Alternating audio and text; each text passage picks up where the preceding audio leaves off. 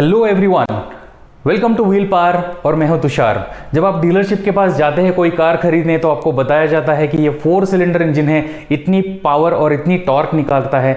ये 3 cylinder down size engine है, फिर भी ये ज़्यादा पावर और टॉर्क निकालता है। तो ये सारी टेक्निकल स्पेसिफिकेशंस आपके साथ शेयर की जाती है, पर ज़्यादातर लोग ये टेक्निकल इंफॉर्मेशन को इग्नोर करते हैं और वो फोकस करते हैं गाड़ी के इंटीरियर एक्सटीरियर्स पे और फीचर्स पे। तो क्या ये इंफॉर्मेशन आपको इग्नोर करनी चाहिए? बिल्कुल भी नहीं। बट ये इंफॉर्मेशन लोग इग्नोर क्यों करते हैं? Due to lack of that technical knowledge. तो वरी नॉट, मैं आपके लिए एक सीरीज लेके आया हूं जिसमें मैं इंजन्स के बारे में बात करूंगा, जिसमें ट्रांसमिशंस के बारे में बात करूंगा, जिसमें कुछ टेक्निकल टर्मिनोलॉजीज जैसे कि टॉर्क है, पावर है, सीसी, लीटर, ये सारी चीजें क्या है ये मैं आपको एक्सप्लेन करूंगा। और बहुत सारी टिप्स एंड ट्रिक्स आपके साथ शेयर करने वाला हूं, जैसे कि गाड़ी की माइलेज कैसे बढ़ाई जाए, गाड़ी का इंजन कैसे मेंटेन किया जाए। तो अगर आप चाहते हैं कि ये सारी इंफॉर्मेशन आप तक सबसे पहले पहुंचे तो पहले आप सब्सक्राइब करो और बेल आइकन जरूर दबाओ, और एक लाइक और शेयर तो बनता है बॉस। तो चलिए स्टार्ट करते हैं आज का वीडियो, जिसमें मैं आपको बताऊंगा कार का इंजन वर्क कैसे होता है और वो कैसे पावर जनरेट करता है। Let's get started.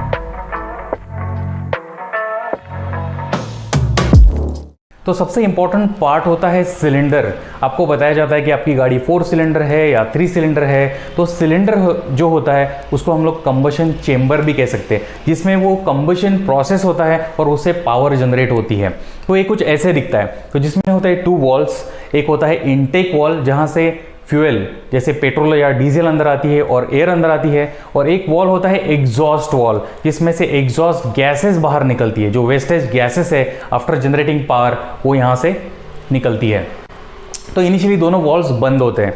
तो नेक्स्ट होता है पिस्टन। ये piston up and down motion करता है, तो इसे हम लोग स्टेप्स कह सकते हैं या स्ट्रोक्स कह सकते हैं। जब ये piston 4 bar up and down होता है, मतलब 4 स्ट्रोक्स जब कंप्लीट होते हैं तो पावर जनरेट होती है। इसलिए आपको बताया जाता है कि आपका इंजन 4 स्ट्रोक इंजन है। चलिए बात करते हैं इन 4 स्ट्रोक्स के बारे में। तो सबसे पहला स्ट्रोक है इनटेक स्ट्रोक, दूसरा स्ट्रोक है कंप्रेशन स्ट्रोक, तीसरा स्ट्रोक है पावर स्ट्रोक जो पावर जनरेट करता है, ये बहुत ही इंपॉर्टेंट स्ट्रोक है, थर्ड स्ट्रोक। उसके बाद आता है फोर्थ स्ट्रोक जिसको कहते हैं एग्जॉस्ट स्ट्रोक। तो बात करते हैं फर्स्ट स्ट्रोक के बारे में। क्या होता है फर्स्ट स्ट्रोक में? ये पिस्टन नीचे की तरफ जाता है और एक वैक्यूम क्रिएट करता है और एक सक्शन प्रोसेस स्टार्ट हो जाती है। उसके वजह से इनटेक वॉल खुलता है और एयर एंड फ्यूल अंदर आता है, जैसे कि पेट्रोल या डीजल। अभी आपका एग्जॉस्ट वॉल बंद है, सिर्फ इनटेक वॉल खुला हुआ है। फिर आता है सेकेंड स्ट्रोक, उसे कहते हैं कंप्रेशन स्ट्रोक। तो पिस्टन जाता है ऊपर की तरफ और वो एयर एंड फ्यूल का जो मिक्सचर है उसे कंप्रेस करता है, उसे स्क्वीज करता है। उसके बाद आता है पावर स्ट्रोक। ये थर्ड स्ट्रोक है और ये बहुत ही इंपॉर्टेंट स्ट्रोक है क्योंकि यही स्ट्रोक पावर जनरेट करता है। इसमें जो आपका एयर एंड फ्यूल का मिक्सचर है, जो कंप्रेस्ड मिक्सचर है, उसको इग्नाइट किया जाता है। और ये काम कौन करता है? लाइटर यानी कि स्पार्क प्लग। तो स्पार्क प्लग एक स्पार्क डालता है या चिंगारी डालता है और जो मिनी एक्सप्लोजन होता है उसके वजह से पावर जनरेट होती है और पिस्टन जोर से नीचे जाता है। तो 4 स्ट्रोक होता है एग्जॉस्ट स्ट्रोक। तो अभी पावर जनरेट हो गई है, एनर्जी जनरेट हो गई है, बट कुछ एनर्जी वेस्ट हो गई है, तो वेस्ट एनर्जी को हमें बाहर निकालना है, तो वो काम ये 4 स्ट्रोक करता है। तो एग्जॉस्ट स्ट्रोक में ये पिस्टन ऊपर की तरफ आता है और सारी एग्जॉस्ट गैसेस एग्जॉस्ट वॉल के थ्रू बाहर निकल जाती है, क्योंकि इस स्ट्रोक में एग्जॉस्ट वॉल्व ओपन है और इनटेक वॉल्व क्लोज है और सारी एग्जॉस्ट गैसेस वातावरण में मिल जाती है, जिसको हम लोग पोल्यूशन कहते हैं। तो चलिए थर्ड स्ट्रोक को थोड़ा एलाबरेट करते हैं, क्योंकि ये स्ट्रोक पावर जनरेट करता है।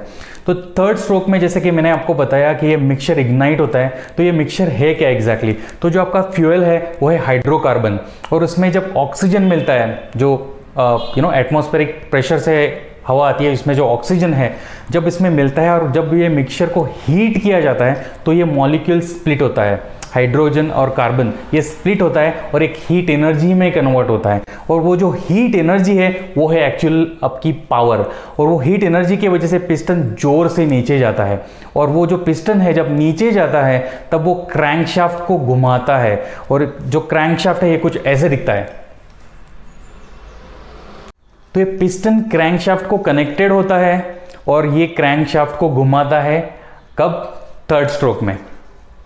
तो क्रैंकशाफ्ट घूमने लगता है तो ये क्या हो गई, मैकेनिकल एनर्जी। तो आपकी हीट एनर्जी कन्वर्ट हो गई मैकेनिकल एनर्जी में, और वो जो क्रैंकशाफ्ट जब घूमने लगता है आपके व्हील्स को घुमाता है, ये हो गई काइनेटिक एनर्जी। तो ऐसे इंजन एक एनर्जी ट्रांसफॉर्मेशन मशीन में बोल सकता हूं।